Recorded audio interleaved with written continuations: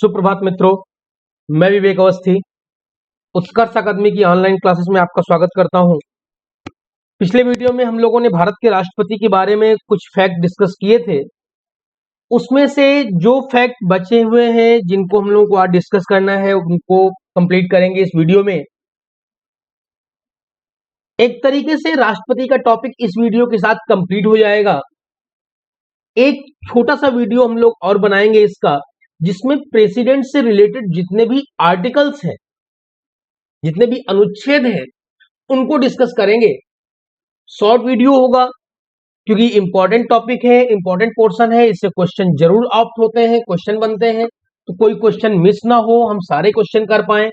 हमारी लगातार यही कोशिश है कि आपके साथ हम जब काम करें तो आपको हमारी हर एक बात, हर एक कंटेंट समझ में आए। अपनी स्तर पे हम पूरा प्रयास करते हैं आपको सारी चीजों को अच्छे से क्लियर करने का, समझाने का। अगर उसमें से कोई प्रॉब्लम होती है तो उसके लिए हम आपके साथ तैयार हैं। अगर आप बताते हैं तो उसको उसी तरीके से मैनेज करने का पूर्ण प्रयास किया जाएगा। देखते हैं आगे नेक्स्ट जो पोर्शन है हमारा इसी वीडियो में, प्रेसिडेंट ऑफ इंडिया। हम लोगों ने डिस्कस किया था अभी तक योग्यता, एलिजिबिलिटी, या ये कहें आर्टिकल 52, 53, 54, 55, 56, 57, 58। क्लियर? यहां तक हम लोगों ने डिस्कस किया हुआ था।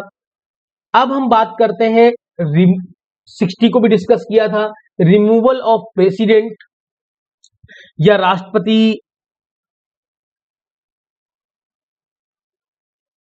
का जो पद होता है वो रिक्त कैसे होता है। आर्टिकल 61 को डिस्कस करना है। एक हमने बात और आपसे बोली थी कि इनके जो इलेक्शन मेथड होता है, जो इलेक्शन का तरीका होता है, उस तरीके को भी हम लोग एक वीडियो में डिस्कस करेंगे या समझेंगे किस तरीके से एकल या हस्तांतरणीय वोट, एकल संक्रमणीय पद्धति काम करती है, उस पर काम करेंगे। क्लियर? तो आज आर्टिकल 61 रिमूवल ऑफ प्रेसिडेंट, राष्ट्रपति का पद रिक्त कैसे होता है, इस पर बात करते हैं। हम लोगों ने बात की थी जो राष्ट्रपति का पद का टर्म होता है वो 5 वर्ष का होता है और उस डेट से काउंट होता है जिस डेट को वो शपथ लेते हैं, जिस डेट को वो ऑथ लेते हैं, शपथ लेते हैं, उस डेट से काउंट होता है उनके पदावधि, और उनकी पदावधि होती है 5 वर्ष। भारत में ऐसी कोई सीमा नहीं है कि कोई भी राष्ट्रपति एक बार बनेगा, 2 बार बनेगा, 3 बार बनेगा, वो कितने भी टाइम्स बन सकता है। हाँ, बस ये जरूर था कि राष्ट्रपति पद के नॉमिनेशन के लिए कम से कम 50 लोगों का प्रस्ताव और 50 लोगों का अनुमोदन, वो भी वो 50 लोग जो इलेक्टोरल कॉलेज यानी निर्वाचक मंडल के सदस्य हैं। क्लियर? और उनकी पदावधि 5 वर्ष। अब रिमूवल ऑफ प्रेसिडेंट, पद रिक्त होने की जो कंडीशंस है वो क्या? On the expiry of his tenure of 5 year, यानी उनके 5 वर्ष का कार्यकाल क्या हो गया हो? पूर्ण हो गया हो। ऐसा हो गया हो कि उनके 5 वर्ष का कार्यकाल पूर्ण हो गया हो, तब वो पद रिक्त होगा। या फिर बाय हिज रिजिग्नेशन, वो अपना त्याग पत्र दे दें। क्या दे दें? त्याग पत्र दे दें। अब यहां पर क्वेश्चन एक बनता है कि राष्ट्रपति अपना त्याग पत्र किसको प्रेषित करता है, राष्ट्रपति अपना त्याग पत्र किसको लिखता है? तो president address his resignation to vice president. राष्ट्रपति अपना त्याग पत्र उपराष्ट्रपति को लिखता है, उपराष्ट्रपति को प्रदान करता है on his removal by the process of impeachment. या फिर उसका पद कैसे रिक्त होगा? महाभियोग के द्वारा, उस पर महाभियोग चलाया जाए। अब देखो यहां पर एक क्वेश्चन बनता है, राष्ट्रपति पर महाभियोग किस कंडीशन में लाया जाता है? ऐसी कौन सी स्थितियां हैं जब राष्ट्रपति पर महाभियोग लाया जाता है? तो राष्ट्रपति पर महाभियोग तब लाया जाता है जब वह संविधान का पालन न करे। यदि वह संविधान से इतर हटकर कार्य करता है या संविधान का पालन नहीं करता उन्हीं स्थितियों में सिर्फ राष्ट्रपति पर महाभियोग लाया जाता है, अन्यथा राष्ट्रपति पर महाभियोग लाया नहीं जाता। अब और एक कंडीशन, राष्ट्रपति पर यदि हम महाभियोग लाते हैं, एक बात समझो, पहली बात तो राष्ट्रपति पर महाभियोग सिंपल कंडीशन पे आएगा नहीं। जो महाभियोग होता है वो सिंपल कंडीशन पे आता नहीं। आएगा कब? जब संविधान का उल्लंघन हो।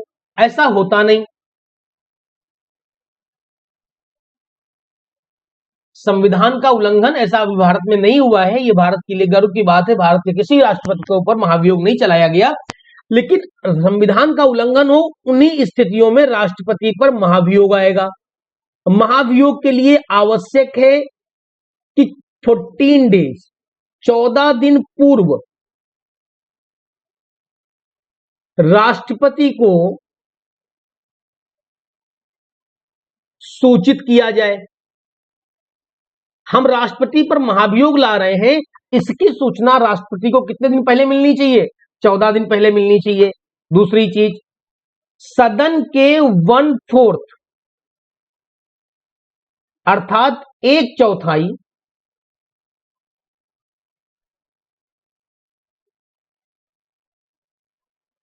सदस्यों द्वारा महाभियोग का प्रस्ताव हस्ताक्षरित होना चाहिए। क्लियर? सदन के जो सदस्य हैं उनमें से 1/4 सदस्यों द्वारा महाभियोग क्या होना चाहिए? हस्ताक्षरित होना चाहिए। तो इन कंडीशन से, और जब महाभियोग पारित होगा तो वो पारित होगा आपका 2/3। क्लियर? तो ये कंडीशन होती महाभियोग की, जिनमें याद करने के लिए हमारे लिए इंपॉर्टेंट पॉइंट है। नंबर 1, संविधान का उल्लंघन होना चाहिए। संविधान से इतर काम कर रहे राष्ट्रपति, तब उन पर महाभियोग लाया जा सकता है। महाभियोग की लाने की सूचना 14 दिन पूर्व राष्ट्रपति को देनी होती है। कम से कम 1/4 सदस्यों के द्वारा हस्ताक्षरित होना चाहिए प्रस्ताव। और सदन के किसी भी, जो पार्लियामेंट है, संसद है, संसद के किसी भी सदन में लाया जा सकता है, अर्थात लोकसभा में भी लाया जा सकता है और राज्यसभा में लाया जा सकता है। अगर क्वेश्चन बनता है कि राष्ट्रपति पर महाभियोग किस सदन में लाया जा सकता है, तो दोनों में लाया जा सकता है, लोकसभा में भी, राज्यसभा में भी। जिसमें लाया जाएगा पास करके दूसरे सदन में वो भेज दिया जाएगा। क्लियर? ओके। तो ये हो गया आपका महाभियोग के द्वारा राष्ट्रपति के पद को रिक्त करना।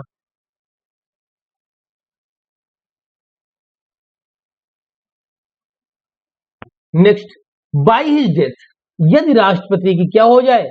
मृत्यु हो जाए, पद रिक्त हो जाएगा।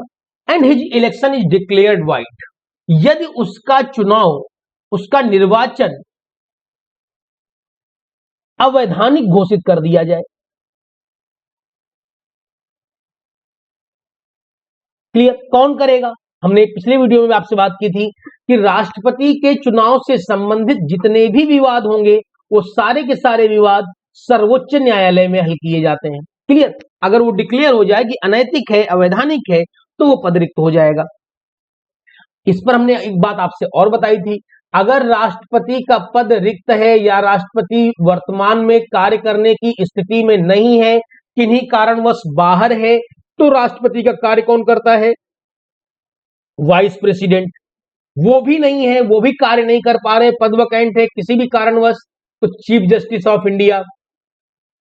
किन्हीं कारणवश ये भी नहीं है, अगर ऐसा है तो सीनियर मोस्ट जज of supreme court. Clear? Next, power and functions of president, राष्ट्रपति की शक्तियां और उनके कार्य। अब अगर राष्ट्रपति की शक्तियां और उनके कार्य देखें तो भारत के राष्ट्रपति को कितनी शक्तियां प्राप्त हैं?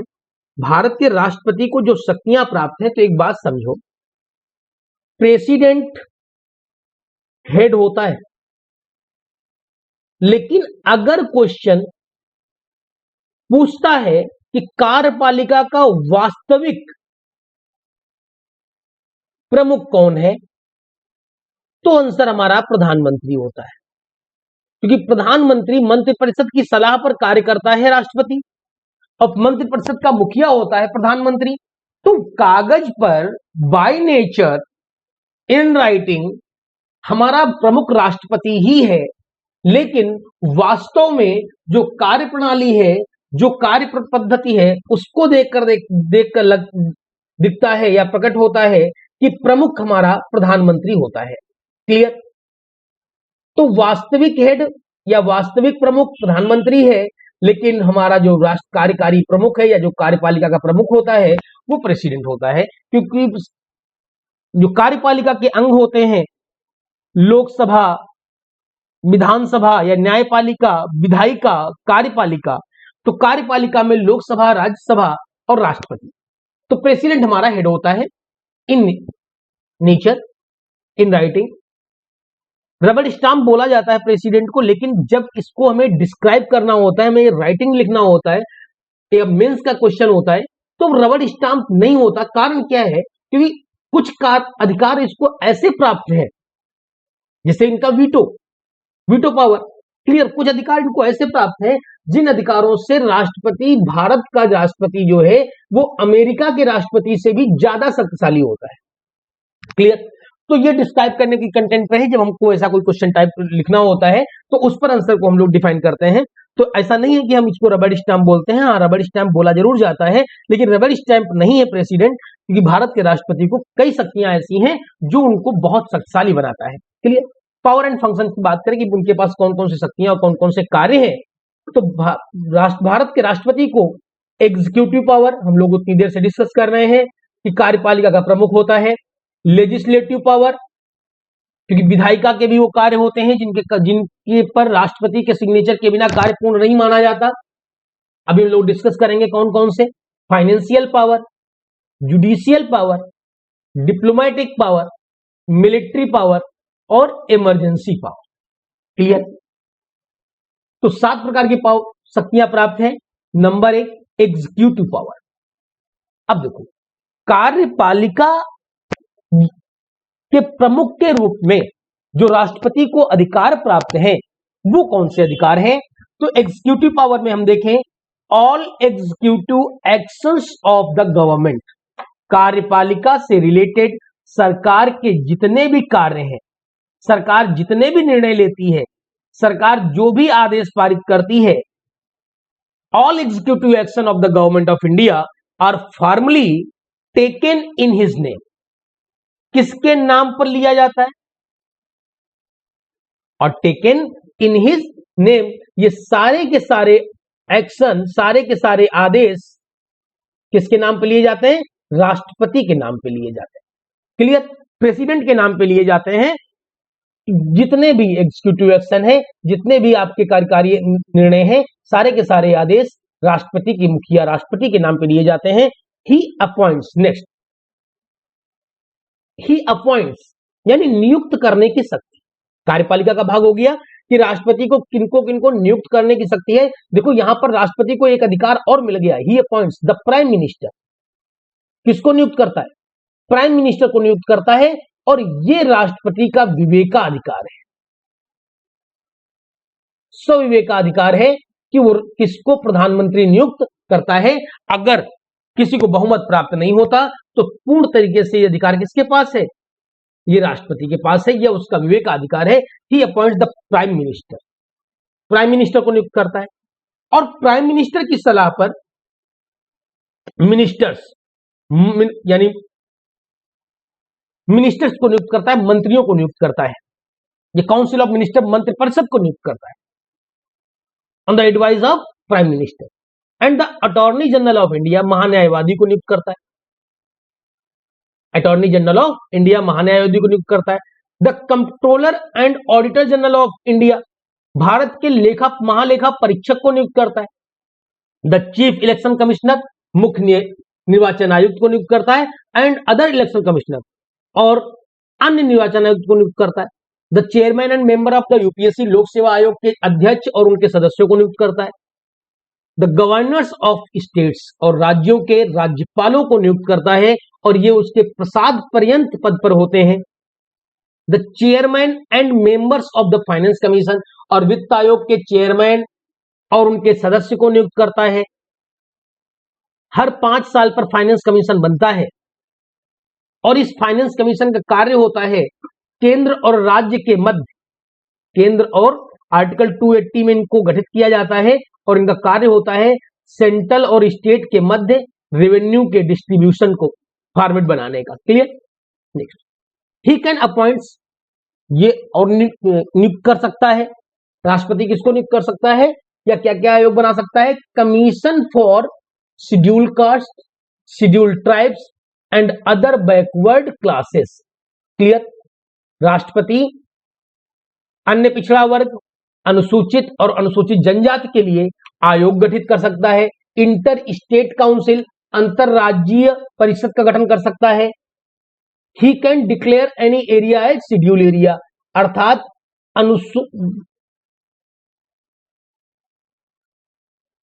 ही कैन डिक्लेयर एनी एरिया, किसी भी एरिया को शेड्यूल्ड एरिया, अनुसूचित क्षेत्र घोषित करने का अधिकार सिर्फ राष्ट्रपति को होता है, यह राष्ट्रपति कर सकता है। एंड ही डायरेक्टली एडमिनिस्टर्स, और राष्ट्रपति सीधा नियंत्रित करता है, प्रशासन करता है द यूनियन टेरिटरीज, केंद्र शासित प्रदेशों पर, through the administrators appointed by him, और किनके द्वारा? उनके द्वारा नियुक्त किए गए प्रशासकों के, राष्ट्रपति द्वारा नियुक्त प्रशासकों के द्वारा वो डिक्लेयर करता है, यूनियन टेरिटरी पर अपना शासन चलाता है। Clear. He can summon, and ये तो बात हो गई हमारी एग्जीक्यूटिव पावर की। अब अगर हम देखें legislative power, second legislative power, विधायी शक्तियां क्या है उसके पास? तो देखो विधायी शक्तियां, he can summon the parliament and dissolve the Lok Sabha, वह संसद में को संबोधित कर सकता है, सत्र बुला सकता है, सत्रावसान कर सकता है। तो इतने अधिकार उसके पास है, वो सत्र बुला सकता है, समन कर सकता है, सत्रावसान करना या डिसॉल्व लोकसभा, लोकसभा को भंग करना, and joint sitting of both houses of parliament, और संसद के संयुक्त सत्र का को संबोधित करता है। Clear. He nominates 12 members of the Rajya Sabha, और राज्यसभा में 12 सदस्यों को नियुक्त करता है, नामित करता है, नॉमिनेट करता है, मनोनीत करता है। और ये सदस्य किन क्षेत्रों से रिलेटेड होते हैं? तो साहित्य, विज्ञान, कला और सामाजिक सेवा, सोशल सर्विस से संबंधित होते हैं। क्लियर। ही कैन प्रोमोलिगेटेड ऑर्डिनेंस, राष्ट्रपति को एक अधिकार और प्राप्त है, राष्ट्रपति को एक अधिकार और प्राप्त है कि वह अध्यादेश जारी करता है। ही कैन प्रोमोलिगेटेड ऑर्डिनेंस, अध्यादेश जारी करने का भी उसको अधिकार प्राप्त है। क्लियर। अब अध्यादेश, देखो ये क्वेश्चन बहुत पूछा जाता है कि राष्ट्रपति किस अनुच्छेद के अंतर्गत अध्यादेश जारी करता है, ऑर्डिनेंस जारी करता है। तो देखो राष्ट्रपति अनुच्छेद 143 143 जिसके अंतर्गत वो ऑर्डिनेंस इशू करता है, अध्यादेश जारी करता है, सॉरी राष्ट्रपति जो ऑर्डिनेंस इशू करता है वो 1, 2, 3 123 के अंतर्गत अध्यादेश जारी करता है, ऑर्डिनेंस जारी करता है। और ऑर्डिनेंस कब जारी करता है?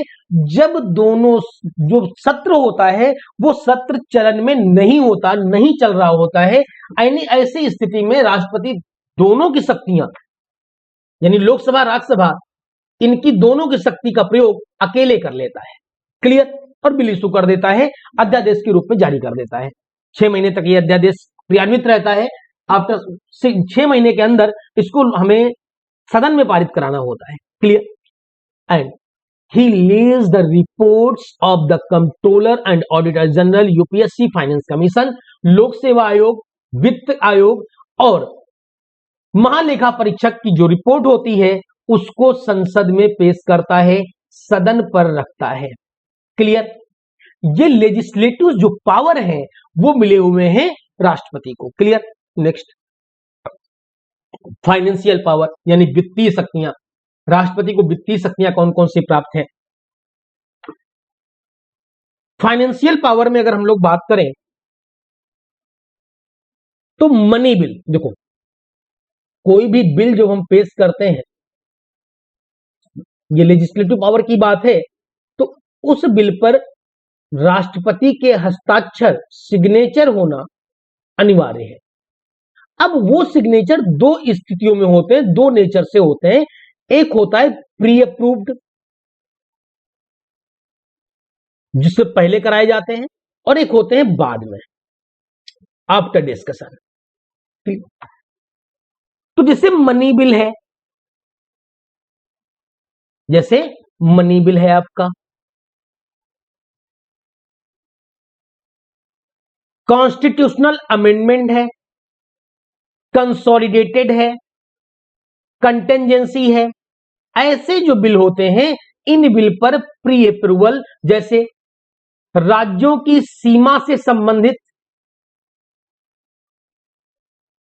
या फिर नए राज्य के गठन, ऐसे जो बिल होते हैं इन बिलों पर राष्ट्रपति से पूर्व अनुमोदन लेना होता है।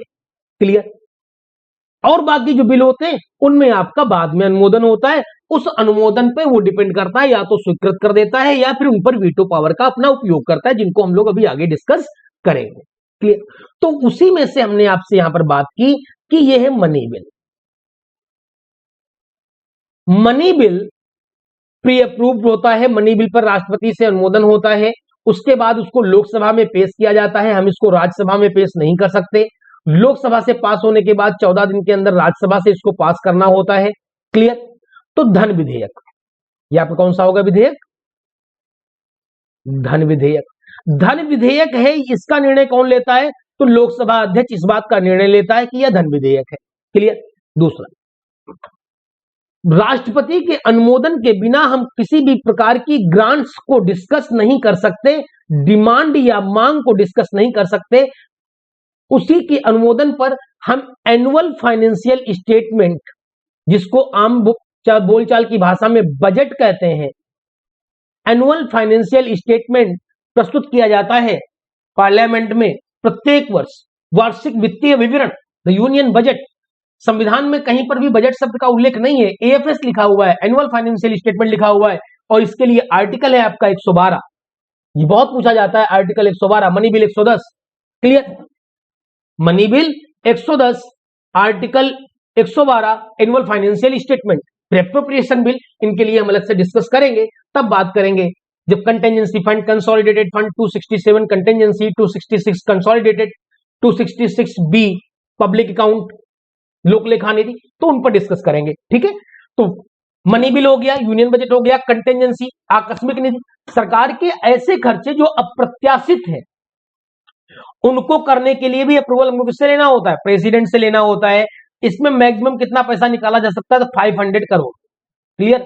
आर्टिकल 267। यहां पर अगर देखें तो कंसोलिडेटेड फंड भी है, हम कंसोलिडेटेड फंड से भी राष्ट्रपति की अनुमति के बिना एक भी पैसा निकाल नहीं सकते, यानी संचित निधि से भी राष्ट्रपति की अनुमति के बिना हम पैसा निकाल नहीं सकते। 266A। क्लियर। फिर लोक लेखा निधि आता है आपका 266B। ठीक। कॉन्स्टिट्यूट ऑफ फाइनेंस कमीशन और वित्त आयोग का गठन करता है। प्रेजेंट टाइम पर जो आपके वित्त आयोग के अध्यक्ष हैं वो मिस्टर एनके सिंह है। क्लियर। Next, judicial power. राष्ट्रपति को न्यायिक शक्तियां क्या पेश हुई? आप जानते हैं कि जो सर्वोच्च न्यायालय है उसके जो मुख्य न्यायाधीश हैं और उनके न्यायाधीश हैं और हाई कोर्ट के जो न्यायाधीश होते हैं उनको नियुक्त करने का अधिकार किसको मिला हुआ है? प्रेसिडेंट को मिला हुआ है। क्लियर। सुप्रीम कोर्ट और हाई कोर्ट, यानी चीफ जस्टिस एंड जज of supreme court and high court appointed by the president of India. Clear. Judicial power. And he can seek advice from the supreme court on any question of law. किसी भी विधिक मामलों पर राष्ट्रपति सर्वोच्च न्यायालय से सलाह की मांग कर सकता है, और यहां पर सर्वोच्च न्यायालय को राष्ट्रपति को सलाह देनी होगी। Clear. Article 143 and he can grants pardon, ये तो जुडिशियल पावर है, वह किसी भी सजा याफ्ता व्यक्ति की सजा को क्षमा कर सकता है, कम्यूटेशन उसका लघुकरण कर सकता है, कम कर सकता है, माफ कर सकता है, क्षमा कर सकता है, लघुकरण कर सकता है, रिप्रीव प्रविलंबन, क्लियर, अस्थायी रोक लगा सकता है, प्रविलंबन अस्थायी रोक लगा सकता है, स्थायी रोक नहीं है, अस्थायी रोक लगा सकता है, रिस्पाइट विराम लगा सकता है, एंड रिमिशन परिहार कर सकता है। कुछ सजा 2 साल की सजा 1 साल में बिना उसके क्राइम के नेचर को बदले हुए परिहार कर सकता है। He can grant pardon commutation, reprieve, respite and remission of punishment of suspect, रद्द कर सकता है, खत्म कर सकता है। क्लियर, ये जुडिशियल पावर राष्ट्रपति को प्राप्त होती है। ये शक्तियां दी गई हैं, लेकिन न्यायपालिका से कार्यपालिका को अलग रखा गया है। ये शक्तियां उसको मानवता, मानवीय और मौलिक अधिकार के रूप में राष्ट्रपति को प्रदान की गई। नेक्स्ट, डिप्लोमेटिक पावर, कूटनीतिक शक्ति। डिप्लोमेटिक पावर, कूटनीतिक शक्ति। भारत का मुखिया राष्ट्रपति होता है, भारत का चेयरपर्सन राष्ट्रपति होता है, भारत का प्रथम नागरिक राष्ट्रपति होता है। इस स्तर से अंतरराष्ट्रीय स्टेज पर, अंतरराष्ट्रीय स्तर पर जितने भी निर्णय लिए जाते हैं वो राष्ट्रपति के बिहाफ पे लिए जाते हैं, प्रेसिडेंट के बिहाफ पे लिए जाते हैं। द इंटरनेशनल ट्रीटी, अंतरराष्ट्रीय संधि, जो भी अंतरराष्ट्रीय संधि होती है वो किसके बिहाफ पर होती है? राष्ट्रपति के बिहाफ पर होती है। एग्रीमेंट, जितने भी समझौते होते हैं वो किसके बिहाफ पर होते हैं? राष्ट्रपति के बिहाफ पर होते हैं। Are negotiated concluded on the behalf of president. Clear, कूटनीतिक power. And he represents India in international forum, अंतरराष्ट्रीय समुदाय में, अंतरराष्ट्रीय फोरम पर, इंटरनेशनल स्टेज पर भारत को रिप्रेजेंट कौन करता है? प्रेसिडेंट रिप्रेजेंट करता है। और सेंड्स एंड रिसीव, भेजता है और स्वागत करता है किसका? Diplomats like ambassador and high commissioners, राजदूत और उच्चायुक्तों को भेजता है देशों में, और अन्य देशों के उच्चायुक्तों और राजदूतों को स्वागत करता है भारत में। क्लियर, भारत को रिप्रेजेंट करता है। ये डिप्लोमेटिक पावर है राष्ट्रपति के पास। नेक्स्ट, मिलिट्री पावर, सैन्य शक्तियां। देखो, भारत की सैन्य सेना का प्रमुख होता है राष्ट्रपति। भारत की सैन्य सेना का प्रमुख होता है राष्ट्रपति। सैन्य सेना मतलब सिर्फ थल सेना नहीं, जितनी भी सेनाएं हैं, पूरी सेना का प्रमुख राष्ट्रपति होता है, प्रेसिडेंट होता है। And he is the supreme commander of defence. रक्षा क्षेत्र जो है उसका प्रमुख होता है, सुप्रीम कमांडर होता है भारत का। In the capacity of, he appoints, जिसकी शक्ति से वो नियुक्त करता है chief of the army, navy and air force. तीनों सेनाओं के प्रमुख को नियुक्त करता है राष्ट्रपति, क्योंकि वो तीनों सेनाओं का प्रमुख होता है, हेड होता है। And he can declare war, और राष्ट्रपति ही किसी भी देश के साथ युद्ध की घोषणा करता है। एंड कंक्लूड पीस, और शांति की घोषणा करता है पार्लियामेंट के अनुमोदन के उपरांत, पार्लियामेंट की स्वीकृति यानी संसद की स्वीकृति के उपरांत, संसद की सिफारिश पर राष्ट्रपति किसी भी देश के साथ युद्ध की घोषणा या शांति की घोषणा करता है। यानी ये सैन्य शक्तियां राष्ट्रपति को प्राप्त है। नेक्स्ट, इमरजेंसी पावर, आपातकालीन शक्ति। देखो, 3 प्रकार की आपातकालीन शक्तियां हैं। नेशनल इमरजेंसी, राष्ट्रीय आपातकाल, आर्टिकल 352 इंपॉर्टेंट है, पूछा जाता है। प्रेसिडेंट रूल, राष्ट्रपति शासन, या कॉन्स्टिट्यूशनल इमरजेंसी, आर्टिकल 356। इन दोनों इमरजेंसियों का प्रयोग भारत में हो चुका है। नेशनल इमरजेंसी 2 कारणों से होती है, एक एक्सटर्नल कारण रीजन से, एक इंटरनल रीजन से। क्लियर, और फाइनेंशियल इमरजेंसी, अगर वित्तीय स्थितियां ऐसी आ जाएं जिनके कारण से केंद्र में या किसी राज्य में फाइनेंशियल इमरजेंसी इंपोज करनी हो, तो आर्टिकल 360। भारत में आज तक इस इमरजेंसी का प्रयोग नहीं किया गया। क्लियर। नेशनल इमरजेंसी, अगर राष्ट्रीय आपातकाल की बात करें तो ये वो इमरजेंसी है जिसमें फंडामेंटल राइट्स हमारे सस्पेंड हो जाते हैं। क्लियर। एक्सटर्नल कारण से भारत में 2 बार इस इमरजेंसी को लगाया गया। 1962 जो नेशनल इमरजेंसी है उसको भारत में 2 बार लगाया गया, 1962 और 1971। क्लियर। इंडिया चाइना और इंडिया पाकिस्तान। इंटरनल की अगर बात करें तो 1975 1975 1975। तो नेशनल इमरजेंसी का उपयोग भारत में 3 बार किया गया, 2 बार एक्सटर्नल कारणों से, 1 बार इंटरनल कारण से, जिसमें जयप्रकाश नारायण जी के द्वारा जो आंदोलन चल रहा था उस आंदोलन के कारण यहां पर इस इंटरनल रीजन से इमरजेंसी 1975 में लगाई गई। क्लियर। एंड प्रेसिडेंशियल रूल, ये इमरजेंसी राज्यों में लगाई जाती है। संवैधानिक, जब कॉन्स्टिट्यूशनल मशीनरी फेल हो जाती है, जब वहां पर सरकार का गठन नहीं हो पाता, किसी को बहुमत नहीं मिलता, कोई मिलकर एक साथ सरकार बना नहीं पाता, या वहां पर जो कॉन्स्टिट्यूशनल लॉ है, जो संवैधानिक नियम है, उनका पालन नहीं होता, अगर कानून व्यवस्था उचित नहीं रहती, तो ऐसी जगह पर प्रेसिडेंशियल रूल लगाया जाता है, राष्ट्रपति शासन लगाया जाता है। और यह आर्टिकल 356 में होता है, जो कि कई राज्यों में लग चुका है और लगता है। क्लियर। फाइनेंशियल इमरजेंसी, वित्तीय आपातकाल भारत में आज तक नहीं लगाया गया, तो आर्टिकल 360 का प्रयोग नहीं किया गया। Next, veto power. अब देखो राष्ट्रपति को वीटो पावर कौन कौन सी प्राप्त है, तो हमारी शक्तियां सारी हो गई। अब हम वीटो पावर की बात करें, जो विशेष शक्तियां राष्ट्रपति को प्राप्त है, जैसे जब भी बिल प्रेसिडेंट के पास पहुंचता है, उस बिल पर प्रेसिडेंट 2 ही काम कर सकता है, या तो उसको स्वीकृत दे देता है,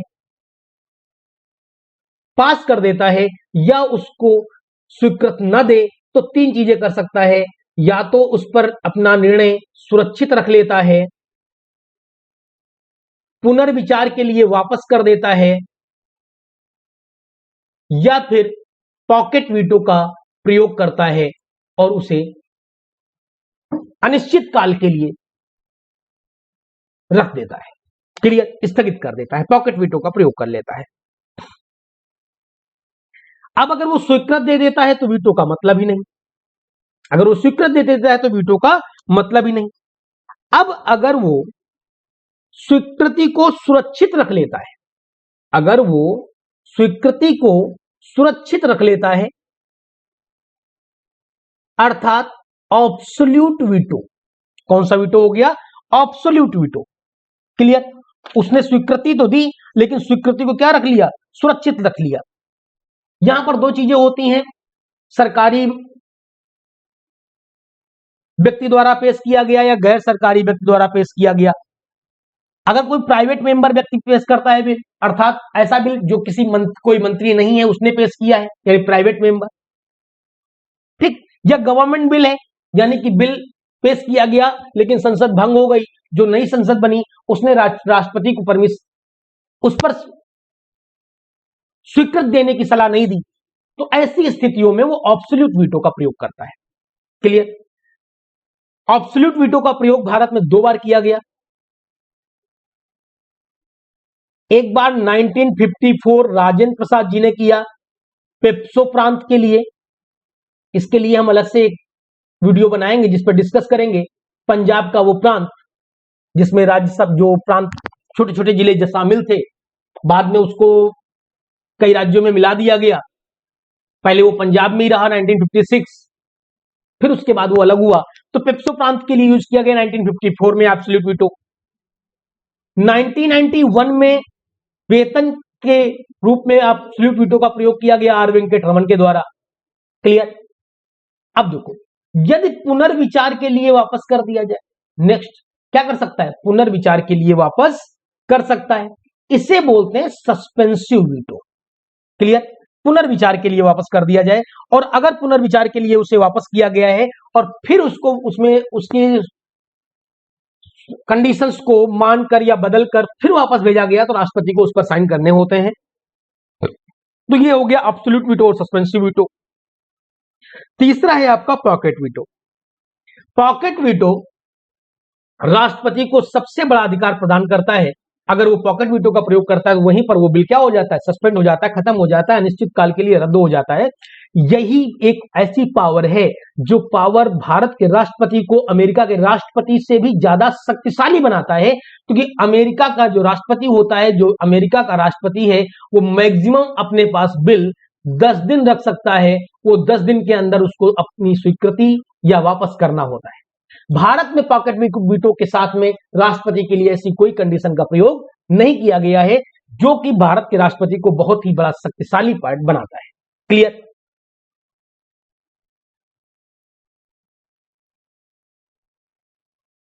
president of India. Clear? Pocket veto में उसको सबसे ज्यादा शक्ति मिलती है, जो राष्ट्रपति के अमेरिका के राष्ट्रपति से ही शक्तिशाली बना देता है। पॉकेट वीटो का अगर प्रयोग कर लिया जाए तो अनिश्चित काल के लिए वो बिल क्या हो जाता है, रद्द हो जाता है, पड़ा रहता है, उसकी कोई कंडीशन नहीं होती है। भारत में पॉकेट वीटो का प्रयोग किया है यानी जैल सिंह ने 1986 में। 1986 में भारतीय डाक संशोधन अधिनियम जो पेश किया गया था, उस बिल के अगेंस्ट यानी जैल सिंह ने पॉकेट वीटो का प्रयोग किया था। क्लियर? तो ये पावर हो गई आपके राष्ट्रपति की। इसी के साथ इस वीडियो को हम लोग यहीं समाप्त करते हैं। एक वीडियो हम लोग इसका और बनाएंगे, जिसमें कोई बड़ा वीडियो नहीं होगा, छोटा वीडियो होगा। उसमें सिर्फ और सिर्फ आर्टिकल्स होंगे राष्ट्रपति से रिलेटेड, और उन आर्टिकल्स को हम लोग यहां पर डिस्कस करेंगे।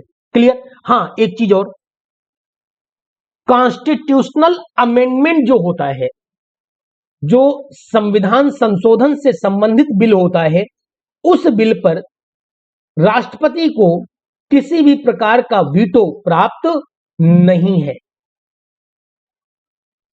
क्लियर? उसको उसे स्वीकृति प्रदान करनी होती है, उसके ऊपर उससे कोई वीटो प्राप्त नहीं होता। क्लियर? तो इसी के साथ हमारी क्लास यहीं समाप्त हुई। नेक्स्ट वीडियो में मिलते हैं। Thank you class.